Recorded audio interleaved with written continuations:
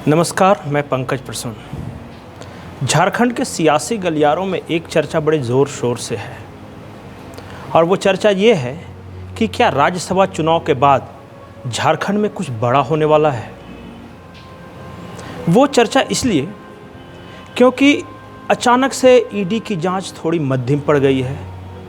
भाजपा नेता जो लगातार, चाहे वो रघुवर दास हों या फिर बाबूलाल मरांडी हों, दीपक प्रकाश हों, ये लगातार प्रेस कॉन्फ्रेंस कर रहे थे। अब वो प्रेस कॉन्फ्रेंस बंद हो चुका है। अब सिर्फ दो नेता हैं, एक निशिकांत दुबे और दूसरे बाबूलाल मरांडी, जो ट्विटर के माध्यम से हमले कर रहे हैं। लेकिन अचानक हमने ये सवाल क्यों किया कि ये भ्रष्टाचार के खिलाफ लड़ाई जो है वो कुंद पड़ने वाली है। वो इसलिए क्योंकि ईडी के साथ एक धर्म संकट है। वो जिस भ्रष्टाचारी को पकड़ती है उसके तार रघुवर सरकार में जाकर खत्म होते हैं। प्रेम प्रकाश राजबाला वर्मा का आदमी, उसे पाला पोसा बड़ा किया राजबाला वर्मा ने। उसने अकूत संपत्ति बनाई रघुवर दास के कार्यकाल में। पूजा सिंघल का मनरेगा घोटाले का मामला आया रघुवर दास के कार्यकाल में। एक इंजीनियर बर्खास्त भी हुए, जेल भी गए, लेकिन अचानक पूजा सिंघल को उठाकर सीएमओ में बुला लिया रघुवर दास ने। और यकीन मानिए, पल्स अस्पताल की जो फाइल थी वो 2020 में ही ये मामला उठा था और वो फाइल 2 सालों तक रघुवर सरकार के दौरान सीएमओ कार्यालय में पड़ी रही। तो ईडी करे तो क्या करे। वो जहां अगर खनन घोटाले में वो हाथ डालती है तो उस वक्त के खनन सचिव वहां पे पहुंच जाती है।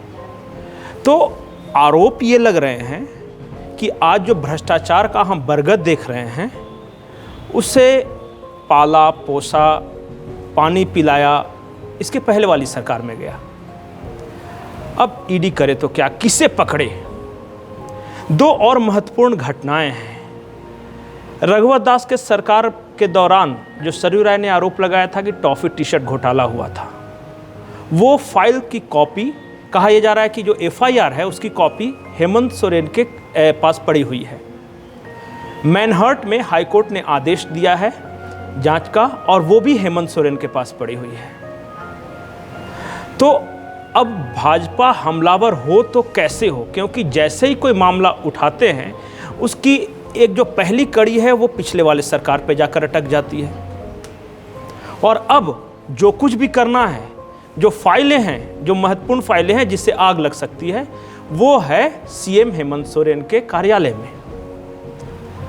हेमंत सोरेन ने एसीबी को आदेश तो दिया है 5 मंत्रियों के संपत्ति की जांच के, लेकिन बड़े तरीके से उसमें कुछ महत्वपूर्ण लोगों के नाम छोड़ दिए गए हैं जिन पे आरोप लगता रहा है कि इन्होंने रघुवर सरकार के कार्यकाल के दौरान अकूत संपत्ति बनाई। आखिर क्या कारण था कि रघुवर दास ने सीएमओ में पूजा सिंघल जैसे दागदार अधिकारी को बुलाकर रख लिया, वो भी मनरेगा घोटाले के आरोप लगने के तुरंत बाद। उसी पूजा सिंघल को विदेश में एम्बेसडर बनाकर भेजा। हेमंत सरकार उसी पूजा सिंघल को अपने सबसे खास जो विभाग है वहां पे रखती है। तो भ्रष्टाचार की एक नदी बह रही थी और सरकारें बदलती गई, गोते हर कोई लगाते गए। बुरा कब हुआ, ये कॉम्बिनेशन बिगड़ा कब। ये कॉम्बिनेशन बिगड़ा पूजा सिंघल के डबल क्रॉस ने। आरोप ये लगे हैं कि पूजा सिंघल ही वो व्यक्ति थी जिन्होंने ये माइंस वाली फाइल जो हेमंत सोरेन की है वो रघुवर दास तक पहुंचाई। रघुवर दास जोश में आ गए, उन्होंने प्रेस कॉन्फ्रेंस कर दिया, जांच शुरू हो गई, पूजा सिंघल पकड़ा गई। लेकिन अब यहीं पे एक उलझन शुरू ये हुई कि पूजा सिंघल तो चली गई, अब आगे जो भी हाथ डालो वो पहले के सरकार पर जाकर रुक जाती है। ऐसे में कोई करे तो क्या करे। केंद्र सरकार की जांच एजेंसी, आरोप ऐसे लगते रहे हैं कि अब थोड़ा सा स्लो होने वाला है, और अगर स्लो नहीं हुआ तो हो सकता है कि इस जांच के तार इस पूर्ववर्ती सरकार पर भी पहुंचे। तो क्या भाजपा रघुवर जैसे कद्दावर नेताओं की बलि लेने को तैयार है? ये पार्टी का काम है, आप चिंता मत करो। मेरा चिंता मेरा पार्टी कर रहा है। चिंता मत करो, मैं कार्यकर्ता बूथ स्तर का, मैं झाड़ू मार के यहाँ तक पहुँचा हूँ।